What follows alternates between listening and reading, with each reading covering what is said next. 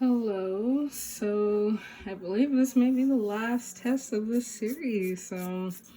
Right now, before we were feeding data to the the interface. So now we actually have the Arduino set up in its place. So we have my power bank feeding power to the board.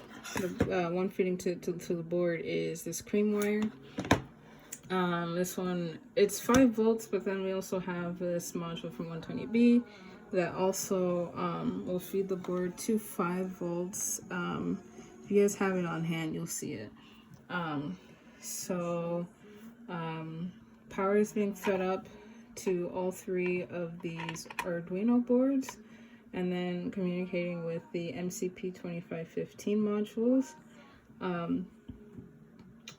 And then all of them will also be connected to the Raspberry Pi, and the Raspberry Pi will just spit out all the data.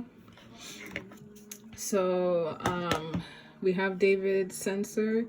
This one is this one is ID 0F6. This one's ID 080.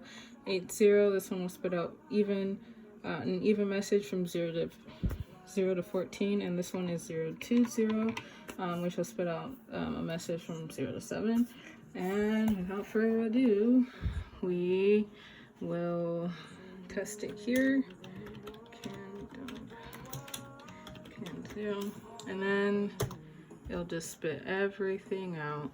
I also have play around with this a little bit, see if it changes. So sorry if the video seems a little unstable. I'm also trying to test David's sensor at the same time. I think that's enough data. So you will see here. So as I mentioned, 080 was the blue module, and it was spitting out data from 0 to 14. 020 was the leftmost module, and it was spitting out data from 0 to 7. Both of these messages, I hard-coded them just as a tester. And then the last one is David's subsystem.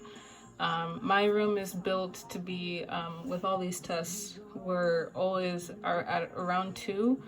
So the first bit, we've explained this in previous videos, first bit of a message will be changing. So as we see, I went through and tried testing it. So we see 13, it will also be blue, 10, blue, 27, no, 13 green, my bad, 13 green, anything over 0, less than 20 was green, anything above 20 was blue, so we have blue. These are 0, so these were red, and again blue. And yeah, so we have data being sent through the system from the Arduinos via CAN to the Raspberry Pi, and it's all in a mobile environment.